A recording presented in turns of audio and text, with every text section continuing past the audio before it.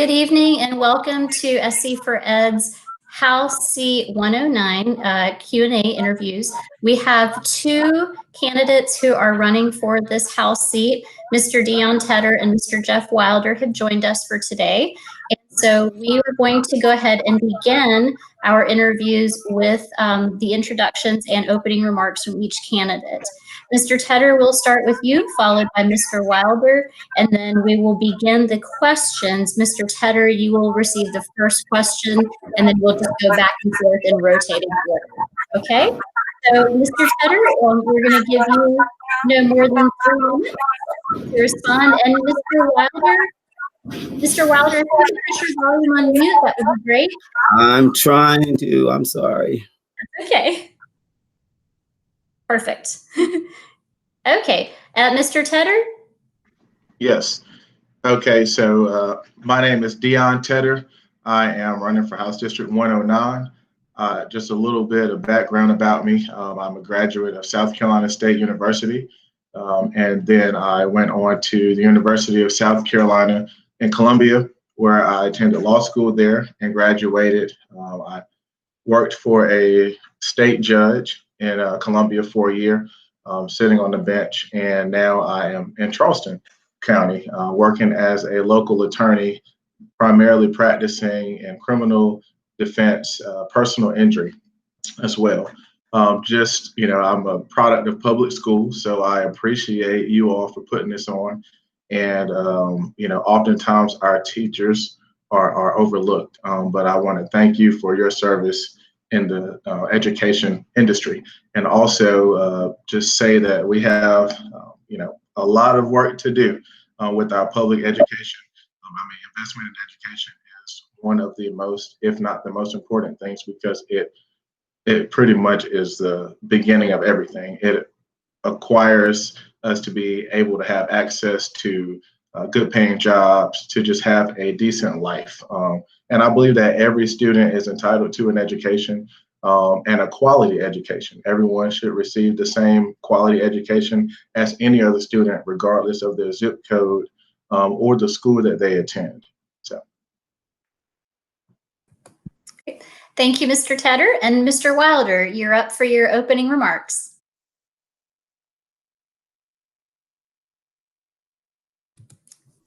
Can you hear me now? Yes, thank you, sir. Okay. Hi, I'm Jeff Wilder. I'm running for House Seat 109. I have several issues, but before I do anything, I want to thank you guys for putting this together. I've been running around, my head cut off for the last 5 hours or so trying to get some things done. I am tired, but I'm married to Tiffany Span Wilder. I have a son and a daughter, Jared and Lauren. They keep me busy. I have a dog, Manny. I was working in the system, in the teachers, dealing with teachers and helping teachers for the last 20 some odd years. I've had all the plaques and trophies to show that, Dorchester School to any school that needed help, from Hunt Gap all the way back this way. My main thing is to ensure that you guys have true rights, to understand that when I started reading some of your stuff and see that you guys have to recertify versus adding to your certification drives me crazy. I didn't break that down. I didn't understand when I talked to my niece that's a teacher and my nephews as a teacher. I got so many teachers in the family. I didn't understand that you had to totally recertify. It's not about me and what I've done. It's what I'm going to do. And I'm going to push for your wages. And I'm going to push for everything that I've seen, that I've started reading and looking at. I just was running with my son. I don't have my notes because I wanted to ask you guys some real quality questions so I would understand completely what I would have to do when I win this position. Thank you. Thank you very much, Mr. Wilder. And don't worry, we have plenty of answers to your questions. Speaking of questions, Mr. Tedder, we're going to start with you with our first question. And remember, gentlemen, you each have the same question. If you will give me just one quick minute, please.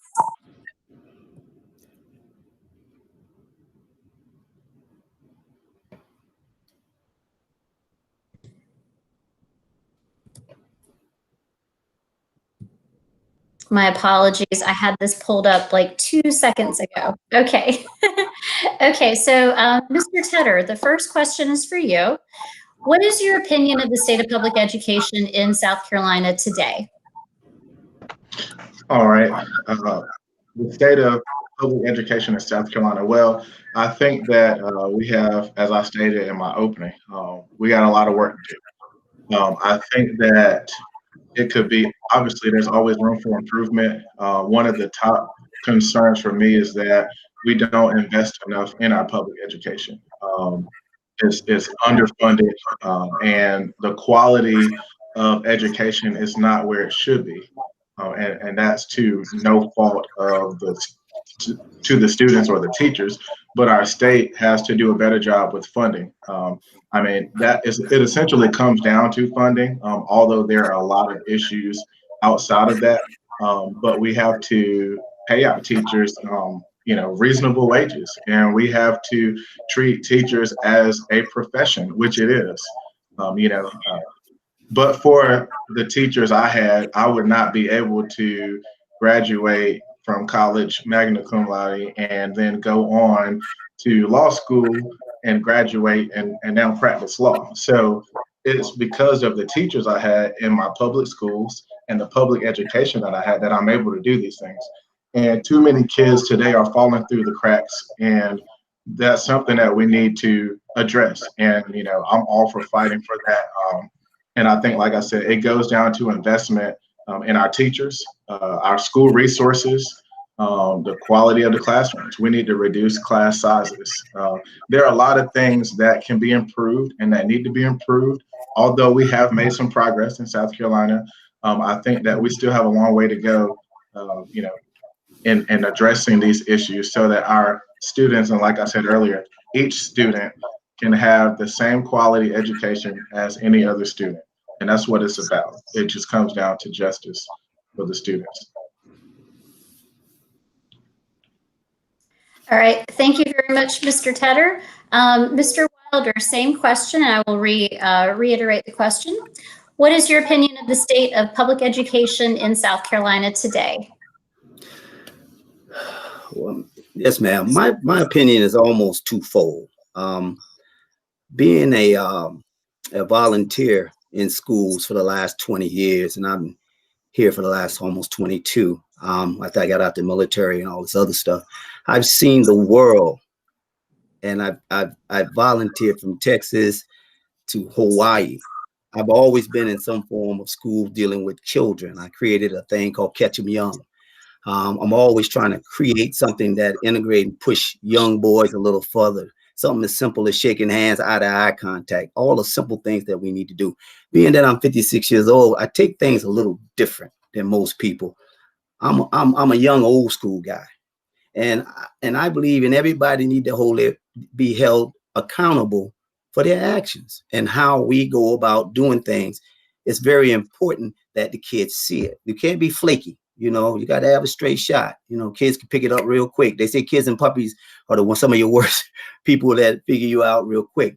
So what I'm saying is, after I start reading some of your material, you don't understand what people really go through until you put those shoes on.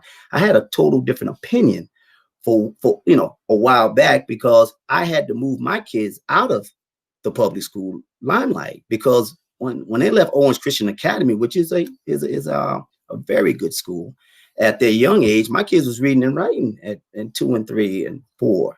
So it was nothing in this area in 109 could even muster what the kids was doing. And I'm not going to hold my children back. So we bit the bullet and put those kids in the Porter-Giles and those type of schools, because I want them to be better than me. My son done did Latin, Mandarin, Chinese, and now he's doing Spanish. I got a daughter speaking French, and we travel, and they actually use those tools.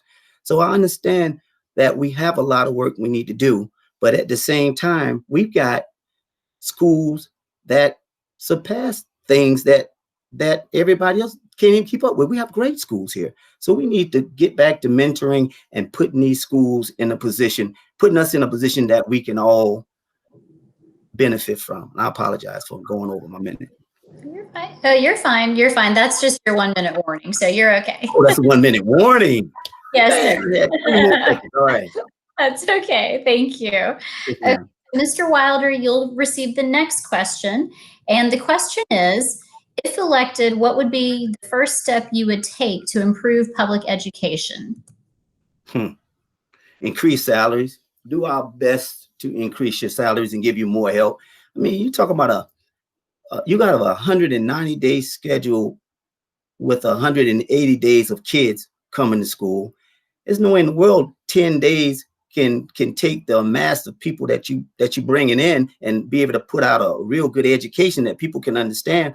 What are you trying to do? You got your heart and soul in this thing, and it's hard to minimize the hours and the days. So we need, I don't know if we need to stretch the days or shorten the kids. I don't know about that part, but I know we can get together and figure that out. Improve working conditions.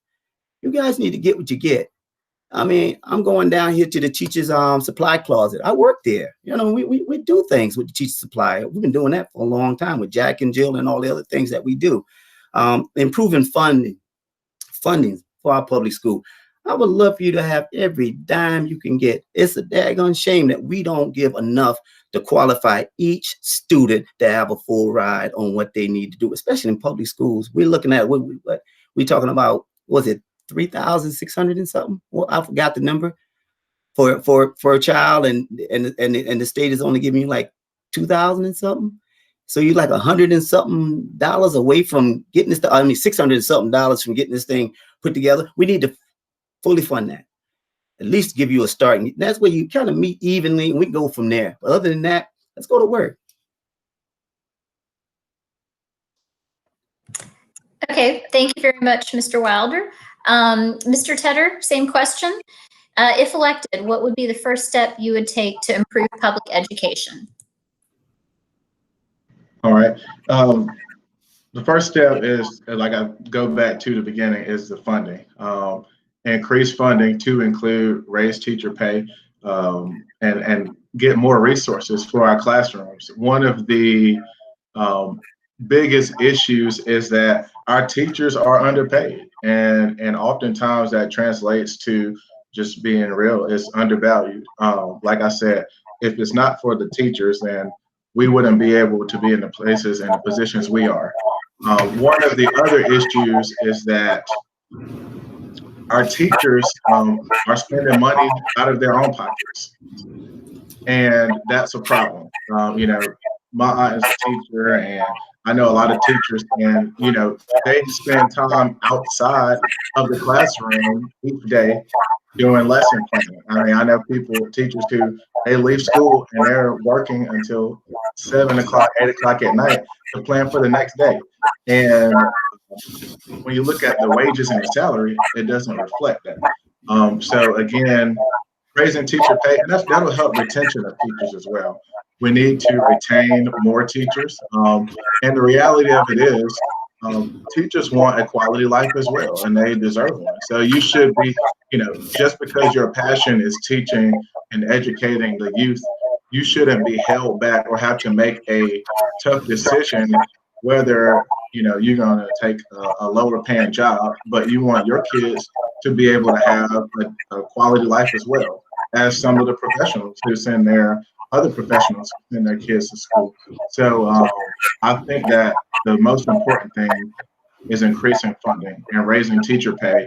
I think that will, one, help get adequate resources for the schools, and then also incentivize some teachers to stay longer and actually teach for years. Like when I was in elementary school, I mean, you have the same teacher that my parents had and then I had. So now it's different. You got the turnover going quickly, but you know, and then you can't blame the teachers either because they're not receiving adequate wages.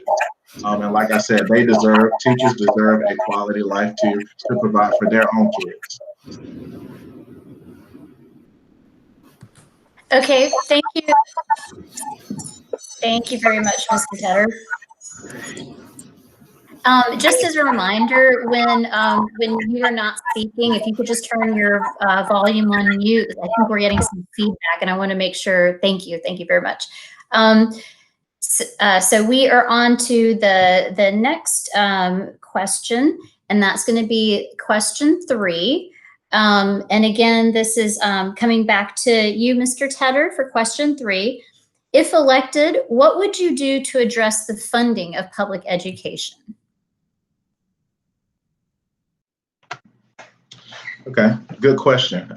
Because funding, like I said, is really the main thing here, and the reason is because everything stems from funding, based on how much the schools get. One thing we have to make sure is that our schools are not only adequately funded, but that it reflects in each zip code and district. Oftentimes, we have schools in certain areas that are funded more than schools, and particularly our lower socioeconomic areas, and that's a problem. How to address that? Again, you have the state is allocated money to do that. Now, maybe we should do more oversight on where that money actually goes in our public school system and what programs that it go to. We need to have teachers on our oversight committees. We're asking all these questions. How do we fix education? I think the best people to answer that are the teachers. It makes sense. Some of the stuff is sort of common sense here. But we need to have teachers on our oversight committees that make these decisions, that make these policy decisions. Oftentimes we have non-teachers and non-educators in positions like this that determine where the money goes and what's best for teachers and students. When they're not in the classroom every day, they don't see the day-to-day things that you all have to go through, dealing with the lives of different students. Essentially, a teacher you have to not only teach the students, but you develop a relationship. That comes with smaller class sizes. That will help that. If you have smaller class sizes, there can be more one-on-one contact, more face-to-face interaction where you can actually understand what the struggling students need versus some that are higher achieving. And that just goes, and it all plays a part in funding, because in order to lower the class size, we need more teachers, and we got to retain the teachers. That's why the class sizes increase, because we have a lot of teachers leaving the profession. But again, it just always comes back to funding, and we have to hold our state accountable and make sure there's some oversight on where these monies are going, particularly to our public schools in the lower socioeconomic classes and areas. Okay, thank you very much, Mr. Tedder. Mr. Wilder, same question, and I'll repeat it for you. If elected, what would you do to address the funding of public education? Oh, Mr. Wilder, we need you to unmute, please. Can you hear me now? Yes, sir. Apologize. I'm in front of a different laptop. First thing I would do is sit down with you, your friends, your family, and sit around each other and have that circle. See, in circles, we always had a circle, and we always, what they call, consolidate and push out information. The problem with us, we don't have that concern. Everybody's concerned, I throw a rock and hide their hand, but they're not concerned about what's really happening in our school system. See, if you get in these school systems like I do, and I sit and I listen and I watch and I observe and I try and I put my money into it and I bring kids out and I take kids on camping, anything I can do to help you, we can. Families need to get more involved. You can't sit here and put it all on you. You got to have some. If you tell me my child got a problem, oh, he got a problem. The problem is we got parents that don't want to be parents. And you being parents, you being teachers, you being doctors, you being lawyers, they'll ask you to do everything. So we need to stop that. We need to make sure you have the right, make sure the teachers have the right attitude too, because, it's just a job. And some of us bring their homework to school, and I can't do it. No other profession should be able to do it. But I deal with teachers and I can see the frustration. And like I said, You have to be flexible, but you can't be broken. And our kids know it. And so the first thing we need to do is make sure we have a mental connection that you can move forward in anything you want to do. We want to make sure you're taken care of more than your money. We need to make sure you get your time off, quality time. You got to get away from this stuff sometime. I do real estate, but I volunteer for school. I also take kids to camp, and I got 2 kids sitting in there myself still in school today. So I'm saying my main thing is to give you guys quality time, get you guys back away and take a deep breath and say, oh, do we still want to do this? And then let's get a big group hug and get to work. I don't have a magical ball to say how to do it, but I can tell you one thing: I'm willing to roll up my sleeves and do, and let's get together and find out what we really need to get done by what you tell me. Okay, thank you, Mr. Wilder. And so, Mr. Wilder, the last question, we're going to start with you. I'm sorry, Mr. Tedder.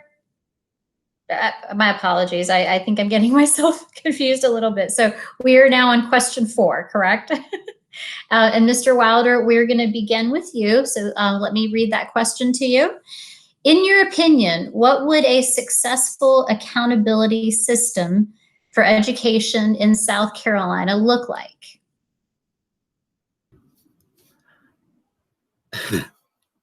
In my opinion, when you say the word success, it is what it is. We're not ranked anywhere near the top of anything that we've done so far here in South Carolina. And I say we, I never say nobody else. I always put it on me first. I don't have a ironclad way of doing nothing. All I know is I'm going to get involved in what's going on now, and I'm going to understand it. Because most people, they understand with their heart. I understand with my gut. I have a gut feeling that we're going to change some things. I have a gut feeling, and I got the energy to go after whatever we need. But I need to know what you know. And I can't sit here and break down the parameters saying, oh, this is going to happen, and this is going to happen. That's not going to happen because it don't make sense to me. It's got to make sense. I'm in the system 24/7. I understand the system, but it's broken. And to tell you that I have an ironclad way of putting it together, that's not going to happen. But I'll tell you one thing: if you give me the opportunity and tell me what's going on, and once I understand it, you watch what happens.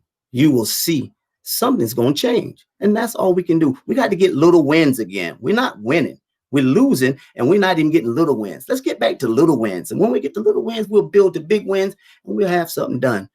And for that answer, that's all I would have for you, young lady. And I appreciate the answer. I meant the question. Okay, thank you. And Mr. Tedder, same question for you, and I'll reread it once more. In your opinion, what would a successful accountability system for education in South Carolina look like? All right. So again, it goes back to what I said earlier. With accountability, which is very important, it goes to oversight. We need to make sure that we're listening to our teachers. We need to make sure that we're getting data from our teachers, and that our teachers have input in the decisions that are being made. Like I said earlier, on these oversight committees, there need to be teachers, actual in the classroom teachers that are doing these things and making these decisions. And the reason is because oftentimes, you have different commissions and boards and things like that, but people are sometimes self-interested and they're appointed by a friend or certain people, and they don't have the best interest of the child, or better yet, the teacher. For a lot of people, it's about what they can do for themselves. But in reality, it comes down to supporting you as the teachers, and then even more important, our students. We have to be able to know where this money is going. So I would say oversight on that. I mean, accountability. If people are not held accountable, they will do whatever they're allowed to do within the law. But That's a big thing. We need to have these committees, oversight committees, where we listen to you all, and it goes back to just data, because teachers have been saying the same thing for a long time. Let's reduce the class size. Let's get raises. We need more school resources so you don't have to spend your own money. I mean, it just goes to all of that. And the thing is, we know what needs to be done, and we hear it all the time. It's the same discussions: raise teacher pay, limit the class sizes. But at the end of the day, we can keep having the same conversation, but if we don't have anybody to hold people accountable, then that will be a problem. And holding people accountable, like I said, I think goes back to having more teachers on these oversight committees, particularly in South Carolina. We have a lot of business people on there, but in reality, we need to hear from you all. I mean, it's just like, you know, in the court system, you got lawyers that try cases, and you got judges that oversee and listen to what's going on, because they have the training and we're equipped to do that. And the same for you all. You have the training and you are equipped to address these issues better than anybody. Okay. Thank you, Mr. Tedder. And at this time, that concludes the questions. So we're going to lead into our closing remarks. And Mr. Tedder, since we started with you for opening remarks, we're going to begin with Mr. Wilder for his closing remarks. So Mr. Wilder, Mr. Tedder, you have no more than 3 minutes to provide any closing remarks for this interview. See, you didn't have to tell me that time. Changing the landscape of 109. Practice don't always make perfect. Sometimes practice make permanent. A permanent way of people doing things the wrong way. I'm growing up with that terminology: practice make perfect, practice make perfect. Practice just make you perfectly wrong if you're going the wrong way. My name's Jeff Wilder. I'm in the game. I've been here for 20 some odd years, and I can show you the paperwork trail that I left. Children is calling me, they're asking me, Mr. Wilder, what you doing? I enjoy an opportunity to involve myself with children. So my main thing is, it's not a hard thing, it's a gut thing. And I know South Carolina is going to do better. Thank you. Thank you, Mr. Wilder. And Mr. Tedder, your closing remarks, please. All right. First, I just thank you all again for putting this together. It's important that our constituents and the people and the citizens in District 109 get to be informed about the issues that are ongoing in our district. But again, my name is Deon Tedder. I'm running for District 109. And, you know, it comes down to, like I said earlier, investing in public education. That's a top priority for me, particularly because I am public school educated and I know that it works. So when people say, you know, it doesn't work, it does work. It can work. We just have to continue to invest in our public education and our teachers and our students as well. And, you know, like I said, you know, we need to create opportunities. And part of education is bringing back some of the trades. You know, not everybody will go to a 4-year university. And that's fine, but there are so many skill-equipped jobs that our students are not even trained for. So we just need to address education as a whole and restructure it. But again, increasing teacher pay is what I would like to do. Reduce class sizes. Make sure that we have teachers on these oversight committees. And also, we need to make sure that each school is equipped with the resources so that each student, no matter what zip code or area they live in, get the same quality education as any other student. And to take it further than that, you know, it's just good to have these programs in place because the children are the future. And again, we need to retain teachers. We can look at things like, you know, teacher forgiveness of loans, and they have that, but why don't we make it better? Like I said, there's always room for improvement. And we need to treat teachers with the dignity and respect that they deserve, that you all deserve, because teaching is a profession. And I think oftentimes people don't look at it as a profession, and we need to treat it as such. And that starts with adequate teacher pay, so that you can also give your children and family a quality life when you're on the front lines every day, helping to educate people such as myself, so that we can have the opportunities to be here to even have these conversations. So again, education is one of my top priorities, and I think that it's very important that we continue to invest in it. And visit my website at www.deontedder.com, and I can also be followed on Facebook and social media. And I would love your support on June 9th in the Democratic primary. And again, thank you for putting this together. Well, gentlemen, thank you so much once again for your time, for your energy, and for running for this seat and to represent the people of House District 109. We wish you all and the rest of the candidates the best of luck. And remember, we will be posting this video on our SC for Ed website, so you can provide that link on your own campaigning sites if you prefer, but please do promote that. And this concludes our interview. So gentlemen, thank you once again. And I know, Mr. Wilder, you had some follow-up questions to both of you. If you would like to email me directly, and I can help get you some answers with those educator-related questions that you guys may have.